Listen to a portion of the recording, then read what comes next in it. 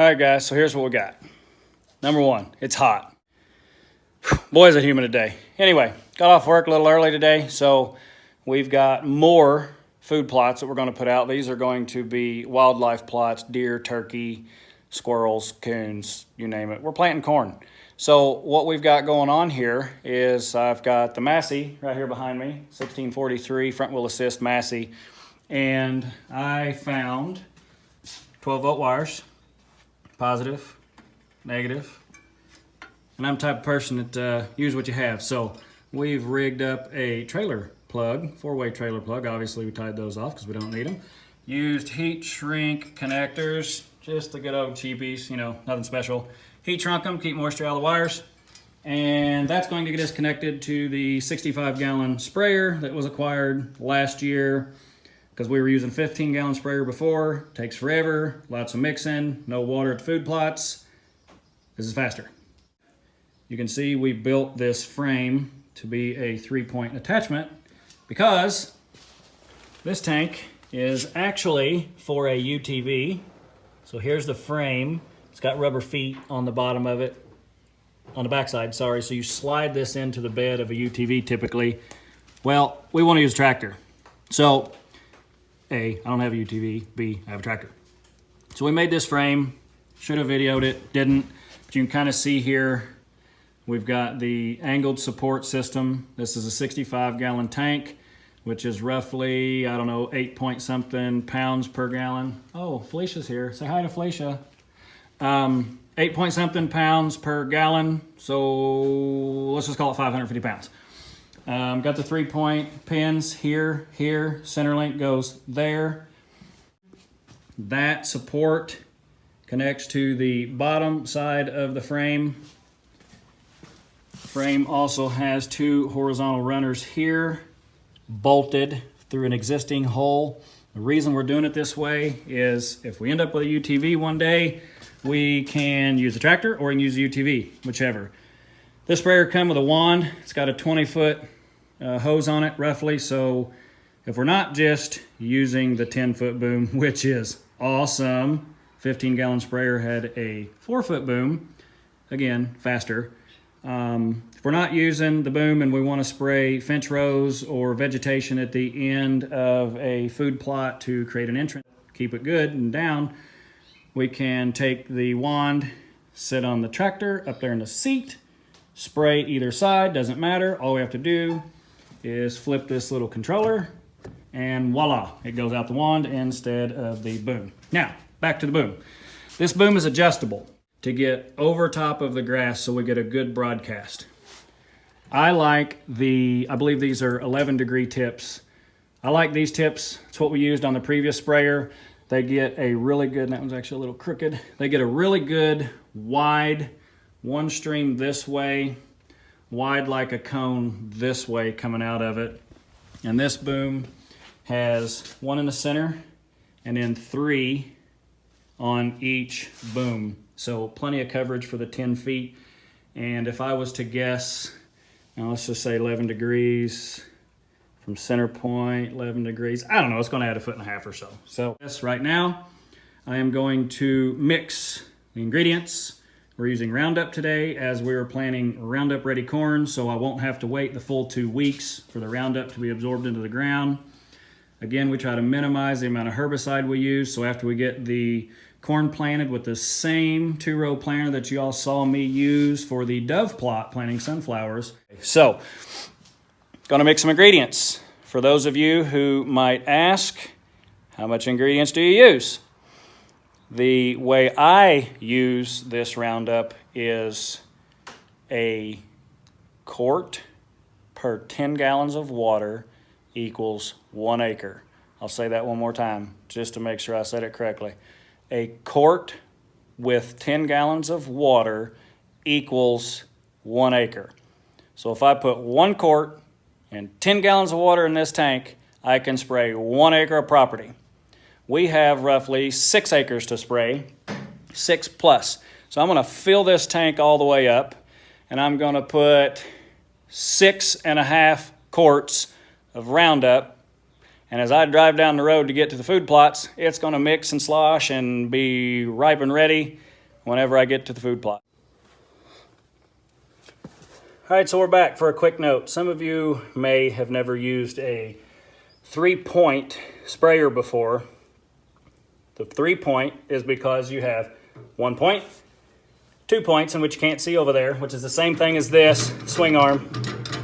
Goes over the pin, which makes 2 points, and then you have the center link, which again, you can't see very well. Let me move the camera here. You can see the hole there now, right here. That's the 3rd point of connection. So I will put that one on, which is already there, and then I will take this one and I will put it on as well. And what we use for that connection is just like any other farmer. It's a linch pin. I'll show you a closer view once I get over there. So I've got that side clipped on. This is a linch pin. You slide it in the hole, pull the clip over, and it clips down around the pin. You'll see it work right there. Give me just a second. Just through the hole in the pin, flip it down. It's trapped in the pin, won't come out. Next thing we're going to do is pull the sprayer up, put the center link pin through the hole with the center link in the proper location, put the pin back in it, get the sprayer level by adjusting the center link, and we will be off to the races, headed to the food plot. Stay tuned. Kick.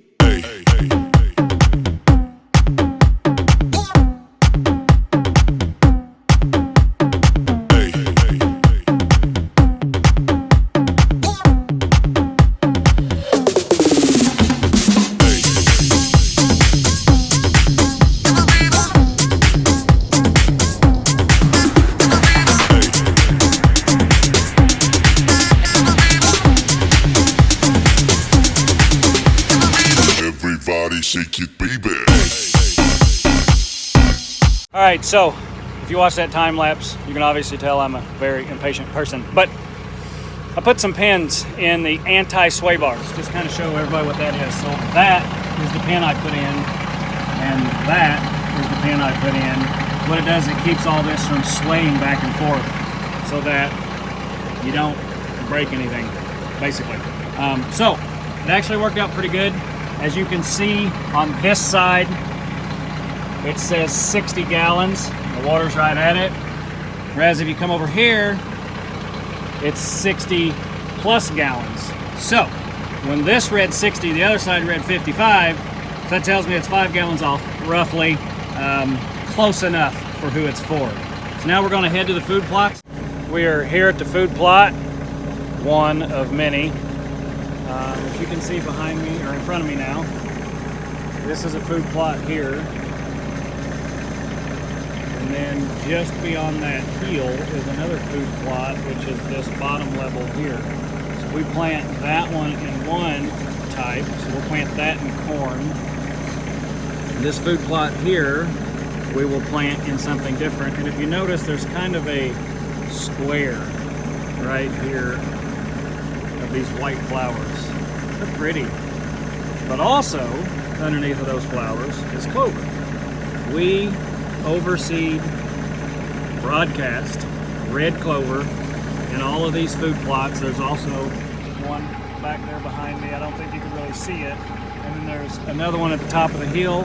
And then below this hill, it's too steep to plant. We don't want to take any chances for erosion. So down in here, there's 2 other fields that we broadcast red clover to put some nitrogen in the ground. So I'm not going to spray this little area here. I'm going to let it go. It's got a really good stand of clover. And then over here in this other real long food plot, you will see there also that there's another good stand of clover on the right-hand side. However, I want that entire field in corn.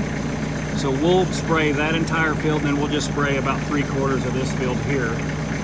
We will not plant this field in corn. We'll plant it in a different product, a product that we like to use to give the deer 2 different types of food source. One grain, the other one some greens, if you will. And the other reason I like that is this hillside here, we only brush hog one trail along those dark cedars you see there, those evergreens. And the reason we do that is the field has got briars and just a bunch of nasty stuff in it. So we want the deer to come up there, and then they make a choice. Do we go to the greens after we get through a very skinny area of grain, or do we head out across the grain, or head out across the grain this way, come up into the clover? So really, I guess naturally I should say they'll have 3 choices there. And as you can see, regardless of which choice they take, we have a camera, so we can catch them coming across, going across, coming up out of here and crossing over in front of us. And I also have a path about 20 yards from the corner of the stand that they can go in and get into the hardwoods there on the backside. Along with, we brush hog this trail down, nice and easy path for deer to not have a hard walk, which also takes them past another stand. So, natural food, natural eating habits. We do use minerals in the off season. We've got a couple of mineral sites, is what I was trying to say, out right now, which promotes antler growth and a healthy herd. But we want deer to free graze, free range, whatever you call it. And yes, this camera is on a food plot, but as we get towards deer season, you will see how we change not this camera up or the other camera on the food plot, but have cameras up in the hardwoods for specific reasons. That'll come in another video, but right now, hold tight. I'm gonna get down to that corner probably, get the adjustments that we need on the sprayer, spray that field and come up and spray this. All right, so we're down here to the corner. I was just sitting right up there talking to you all. Came down to the corner here. Now, I don't know if I've mentioned this yet or not, but I acquired this sprayer last year. We've yet to use it. So this is its maiden sprayage. Keep a bungee cord across the boom so it doesn't fly around. And you'll see here, you just grab the boom, you set it down. Now we have that much more spray range. And again, those nozzles are at an angle. And then also, this is a spring-loaded arm, so if I accidentally get too close to a tree, it'll spring back and it won't break. We lay this boom down.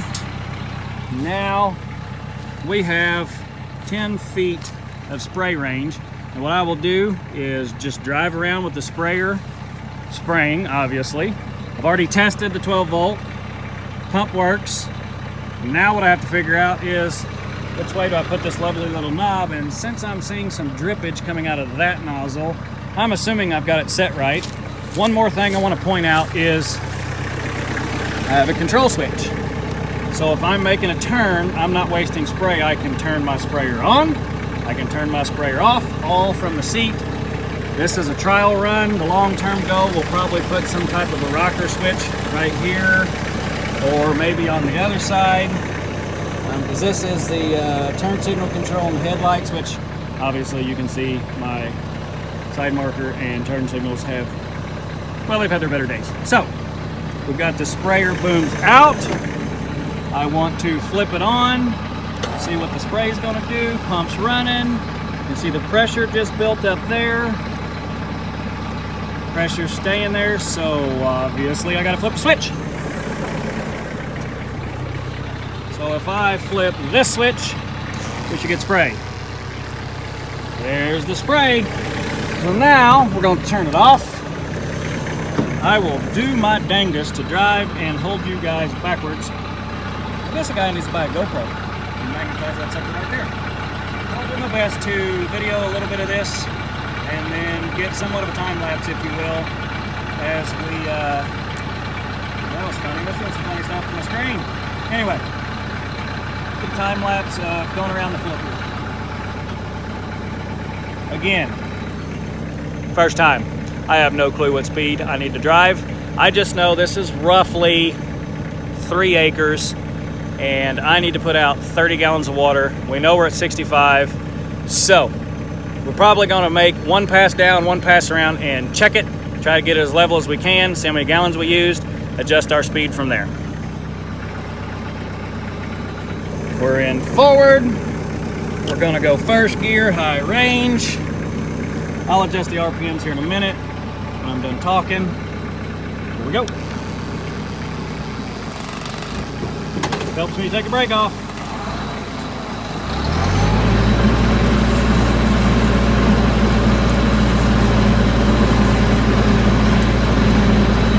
Also, I told y'all earlier that I like to adjust the height and keep it over top of the wheels. It was pretty close to the get-go, so we're going to leave that there.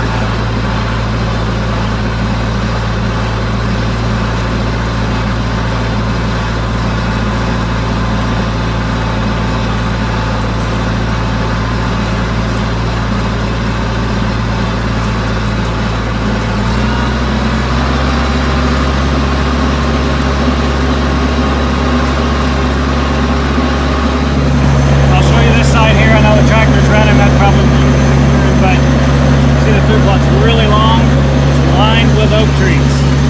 So when we come in here and we plant corn and we fertilize the corn, we also would be fertilizing the drip edge of the oak trees, which makes the oak trees produce more acorns.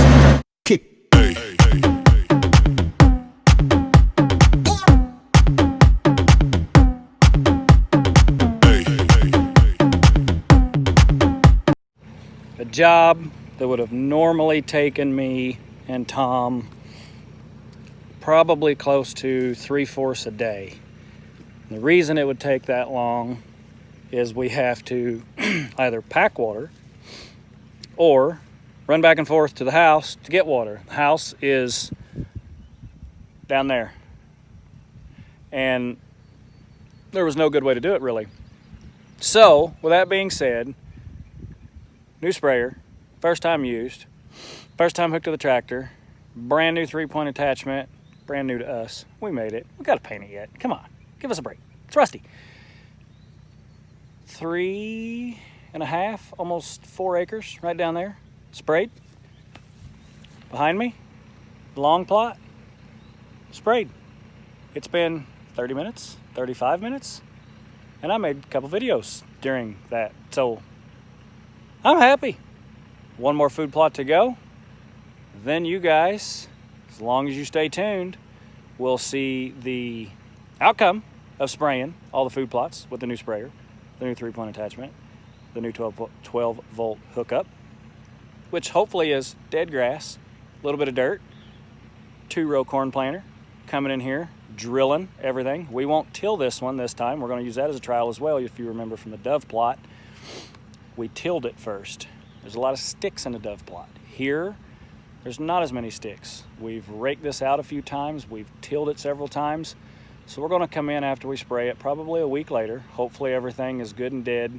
The drill will run through it, cut everything, not clog up, get it planted. Stay tuned. If you have any comments of ways to do this better, we're all ears.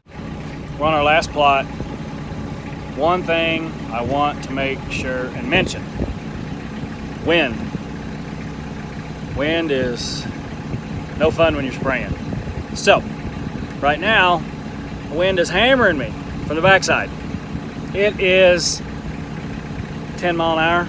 It's too windy, to be bluntly honest. However, this is a small food plot. It's maybe, I said maybe. It is maybe 3/4 of an acre. That's probably pushing it. But the point I want to make is,